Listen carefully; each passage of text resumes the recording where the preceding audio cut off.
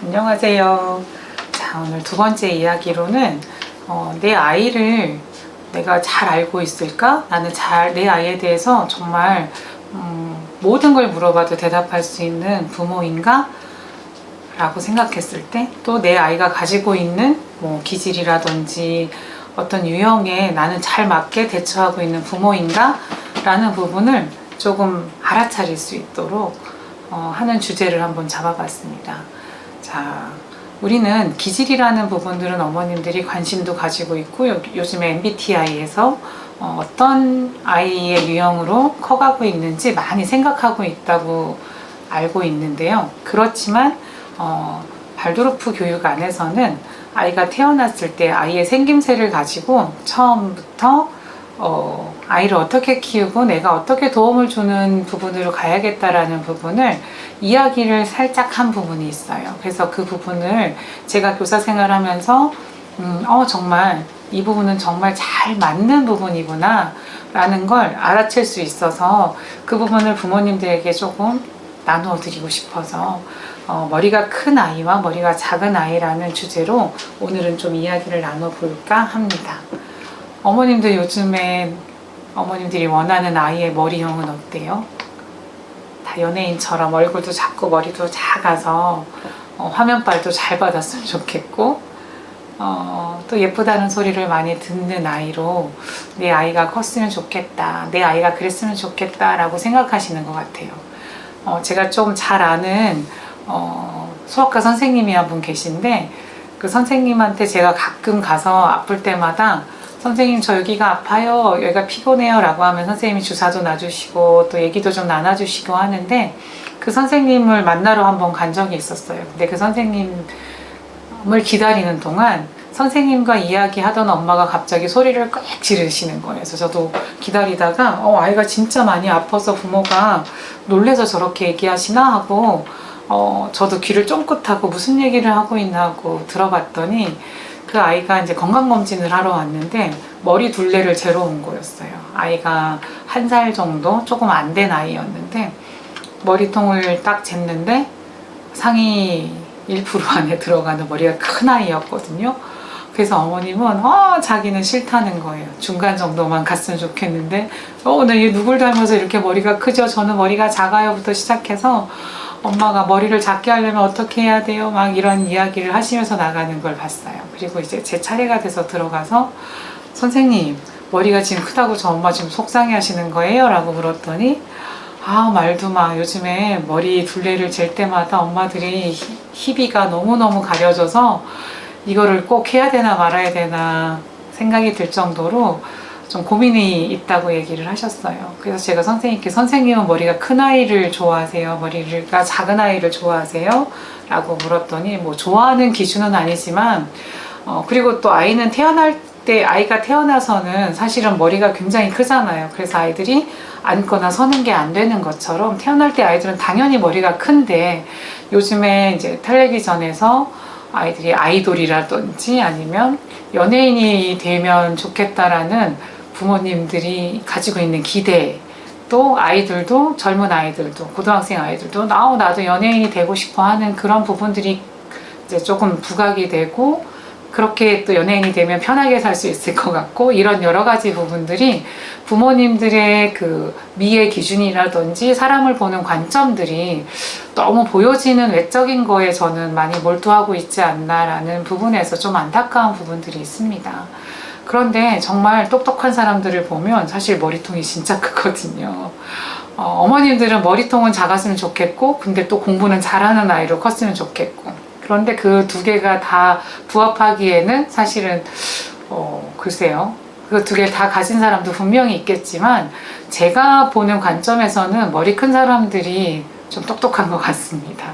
그렇다고 한다면 부모님들은 얼굴도 작고 머리도 작은 아이로 컸으면 좋겠다라는 생각을 하고 계시지만 사실은 어린이집의 아이들을, 유치원의 아이들을 아니면 길 가는 아이들을 이렇게 봤을 때에는 정말 머리가 작고 예민하게 생긴 아이들, 머리통이 작은 아이들을 우리가 보기도 하고 두리뭉실하게 전체적으로 통통해 보이고 동글동글하게 보이는 아이들을 우리가 보기도 합니다.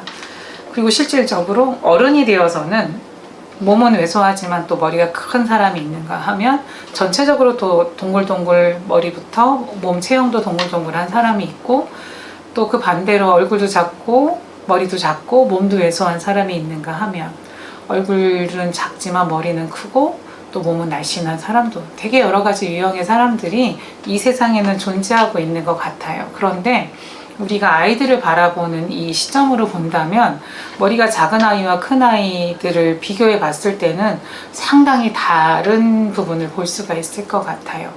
지금 어머님들도 내 아이가 머리가 큰가 작은가를 한번 지금 떠올려 보시거나 아니면 옆에 있다면 바라보시면 내 아이는 머리가 큰 아이에 속하는구나, 내 아이는 머리가 작은 아이에 속하는구나를 알아차릴 수 있을 것 같아요. 내지는 이게 작은 건지 큰 건지 잘 모르겠다라고 하는 아이도 분명히 있을 건데, 그렇다고 한다면 제가 얘기하는 것들을 한번 들어보시면서 어떤 축에 내 아이는 속하고 있는가를 한번 생각해 보시면 좋을 것 같아요.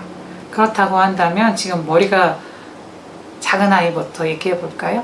머리가 작고 얼굴도 작고 몸이 왜소한 아이들의 특성은 뭐가 있을까요?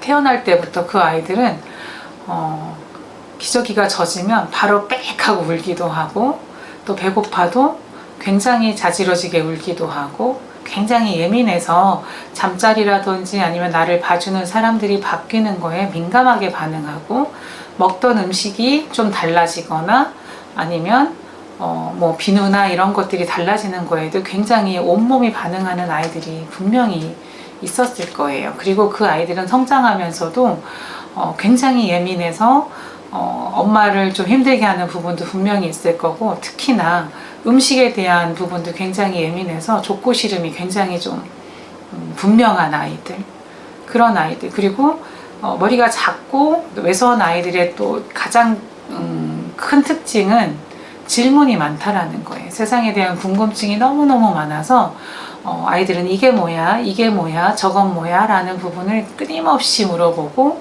아빠 왜 저 달은 어제는 동그랬는데 오늘은 반으로 뚝 잘려졌지? 난 그거 너무 궁금해, 얘기해줘 하면서 끊임없이 부모님들을 괴롭힐 거예요. 그런데 부모님들은 그게 괴롭기도 하지만 또 그렇게 질문을 많이 하는 아이들을 보면서 와, 우리 애는 천재인가 봐, 그냥 지나치는 게 없이 이렇게 궁금한 걸 다 물어보네 라고 대답을 다 해주시는 부모님들이 있는가 하면 굉장히 귀찮고 이제 그만 물어봤으면 좋겠다라고 생각하는 것도 있고, 또 아이의 그런 물어보는 것들이 우리가 상식적으로 아는 것에서 벗어난 질문들이 너무도 많기 때문에 왜 그런 것들을 물어봐 라고 화를 내시는 분들도 있고, 또 적극적인 아빠 엄마는 물어본 거에 대한 대답을 못했을 때 엄마 아빠가 이거 잘 모르는데 배워서 알려줄게 라고 해서 다 막 백과사전을 찾든지 네이버를 물어보든지 하면서 적극적으로 아이에게 가르쳐 주시려는 부모님들이 있는 것 같아요.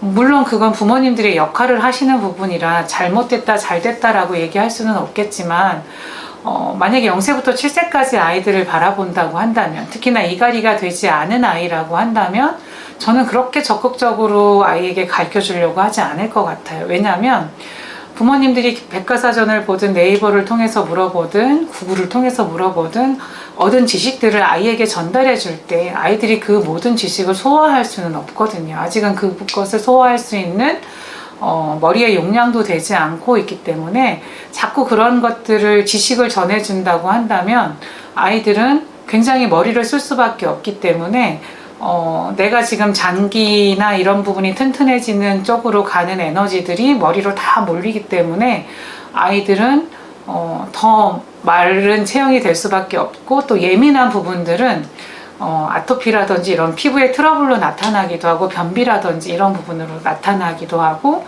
또 음식에 대한 거부감을 갖는 아이로 변할 수도 있어요. 근데 뭐 이거는 다 모든 아이가 다 그렇다라는 건 아니지만 보편적으로 그런 아이들이 왜소하고 예민한 아이들에게 훨씬 더 많다라는 부분은 연구의 결과로 많이 나온 것들이기 때문에 부모님들이 한 번쯤은 생각해 보실 수 있는 부분이라고 생각합니다. 그런데 그런 반면에 머리가 큰 아이들의 특징을 보면 머리가 큰 만큼 몸도 좀 동글동글하고 통통한 부분들이 더 많을 거예요. 그런 아이들은 부모님들이 좀 답답해하는 부분들이 있을 거예요. 왜냐하면 세상을 천천히 알아가고 싶어 하거든요. 그래서 그 아이들은 지나가다가 맛있는 냄새를 맡으면 엄마 이거 내가 좋아하는 치킨 냄새야. 난 이거 먹고 싶어 라고 얘기하고 먹는 거에도 관심이 굉장히 많을 거예요. 그리고 이 아이는 세상에 궁금한 것들보다는 세상을 나는 천천히 경험하고 싶어요.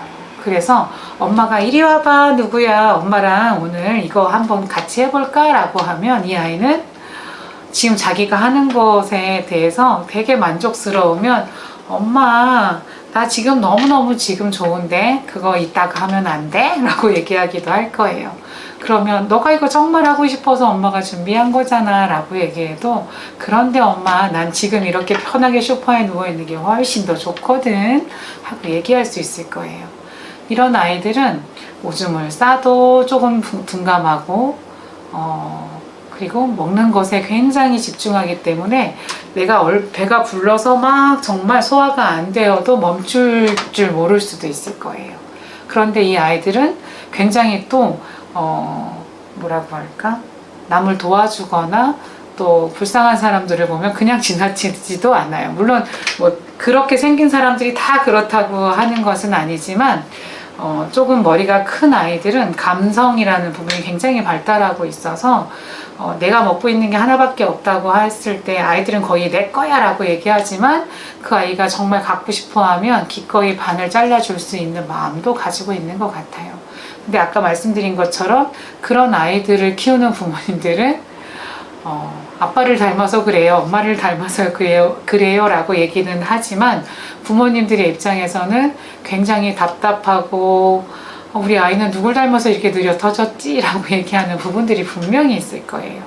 그렇다면 이렇게 머리가 작은 아이와 머리가 큰 아이들의 그런 습성을 알고 있는데도 불구하고 우리들은 이 아이들을 어떻게 그러면 알맞게 키워줄 수 있을까? 너무 예민하고 세상의 것에 궁금함이 많은 아이들을 계속 푸시해서 그런 부분을 더 발달하게 만들어야 되는 게 맞을까?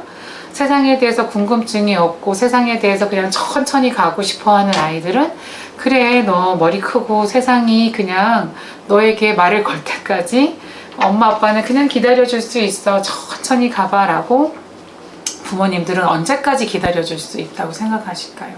아마 둘 다 굉장히 힘든 부모가 될 수밖에 없을 거예요. 아이에 대해서 바라보는 아이에 대해서 너무 예민하고 날카롭고 질문이 많은 거에서 많은 아이를 둔 부모는 거기에 대해서 그만큼 또 힘듦이 분명히 있을 거고 반대로 머리가 큰 부모님들은 또 그만큼의 어려움이 서로에게 있기 때문이라고 생각합니다. 그렇다면 부모님들은 이렇게 느린 아이들을 느린 기질을 갖고 있는 아이기 때문에 그러면 아이가 빨라지기를 원하는 그때를 엄마들은 알아차리고 언제 그렇게 그러면 아이에게 조금 더 깨어날 수 있는 시간을 줄 수 있을지 또 이렇게 예민한 아이에게는 좀 엄마가 예민하지 않도록 케어해 줄 수 있는 부분이나 시간은 언제인지 그것들을 어머님들은 알지 못하기 때문에 실수를 하고 있는 것 같고 또 똑똑한 아이구나 우리 아이는 그렇기 때문에 빨리 뭔가를 영어도 일찍 가르쳐야 될 것 같고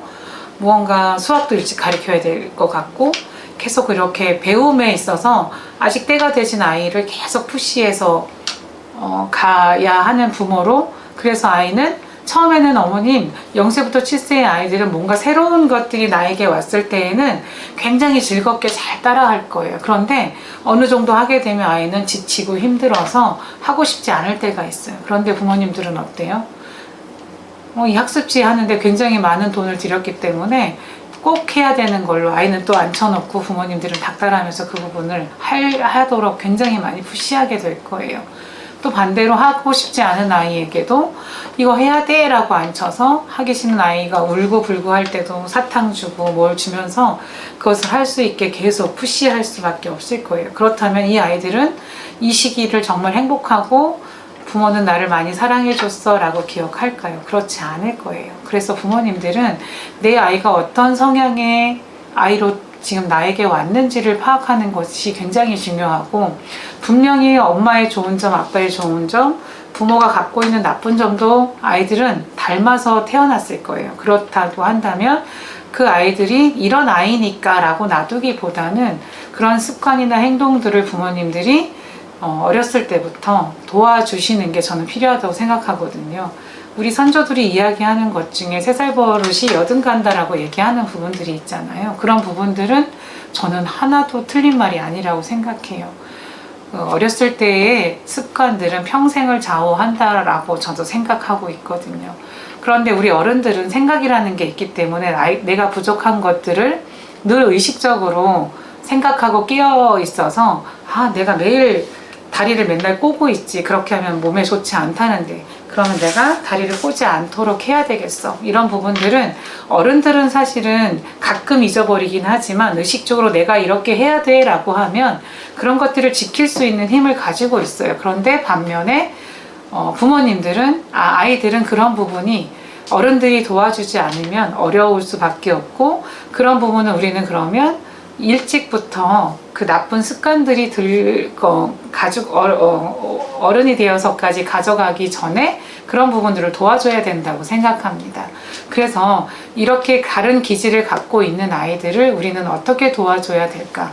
머리가 큰 아이들은 어머님들이 처음에는 천천히 가르쳐 주겠지만 이제 깨어날 시간이 되었을 때에는 부모님들이 알아차리고 그 부분을 도와줘야 되는데, 자, 그렇다면 저는 아이가 보면서 이제는 무엇인가 아이가 관심을 가져요. 세상에 대해서. 엄마 저건 뭐야? 라고 했을 때 그때 엄마는 이제 우리 아이가 세상에 대한 열려 있구나, 알고 싶어 하구나 라고 생각할 때에는 이제 머리가 큰 아이들의 부모님들은 아침에 일어날 때도 조용히 이제 누구야 일어나가 아니라 창문을 활짝 열어서 이 공기를 차갑게 해서 누구야 일어나자 벌써 아침이야 라고 씩씩하게 아이를 깨워보는 것도 중요하고요. 또 반대로 그렇다면 머리가 작은 아이들은 어떻게 해야 될까요? 엄마가 차가운 공기 속에서 창문을 열고 빨리 일어나 라고 얘기하는 것보다는 그 아이들은 창문을 닫고 훨씬 더 방에 따뜻한 온도에서 엄마 손이 차갑다고 한다면 따뜻한 물로 손을 따뜻하게 해서 아이를 온몸을 만져주면서 누구야 일어나자, 이제 어린이집에 가야지, 유치원에 갈 시간이야 라고 깨워주시는 게 필요하겠죠. 자, 이렇게 단순한 제가 예를 들었지만, 자, 예민한 아이는 조금 더 품어줄 수 있는 아이로 클 수 있도록 도와주셔야 될 것 같고요. 또 세상에 대해 둔감한 아이들은 이제 세상을 깨어나게 어머님들은 해주셔야 되는데, 예민하게 깨워주시는 것보다는 따뜻함을 잃지 않도록 깨워주시는 게 좋아하고, 세상에 대한 알을 즐겁게 받아들일 수 있도록 부모님들은 도와주셔야 하며, 또 머리가 작은 아이들, 예민한 아이들은 세상이 이렇게 따뜻하고 나누면 굉장히 행복한 거야 라는 부분들을 부모님들이 많이 먼저 솔선수범 해주시고 아이에게도 그렇게 해주시면 좋을 것 같아요. 아이가 물어보는 거에 다 대답해 주시기보다는 엄마 아빠는 이걸 잘 모르는데 엄마 아빠 이거 잘 모르니까 나중에 공부해서 내지는 너가 크면 저절로 알게 될 거야 라고 조금 기회를 주시는 것도 좋을 것 같고, 세상에 대해서 궁금해할 때 백과사전을 찾아서 얘기해 주기보다는 그림적으로 이야기를 해줘서 아이가 다양한 생각의 상을 가져서 행복하게 마무리 질 수 있는 그런 해답을 해주신다면 예민한 아이도 또 세상에 대해서 둔감한 아이도 모두 행복하고 바르게 잘 클 수 있을 것 같아요. 제가 이 부모 교육을 할 때마다 부모님들이 얘기하시는 게, 원장님, 선생님, 저는 완전히 다르게 아이를 키운 것 같아요 라고 얘기를 하세요. 그런데 아까 제가 1회차에 얘기한 것처럼 괜찮아요. 지금부터 어머님들은 노력하시면 됩니다. 그래서 나는 정말 어떡하지, 이렇게 아이를 잘 모르고 부모가 그냥 옆에 있어주면 엄마 아빠의 역할을 다 한 사람이라고 생각했나 봐요 라고 자책하실 필요도 없습니다. 지금 이 순간부터 내 아이가 어떤 아이인지 자세히 들여다보고 또 그 아이를 위해서 부모로서 변화하려고 노력하신다면 아이들은 엄마 아빠의 그런 노력에 분명히 부응하는 아이들로 잘 클 수 있을 거라고 생각합니다. 자, 오늘 제 얘기는 여기에서 마치겠습니다. 들어주셔서 감사합니다.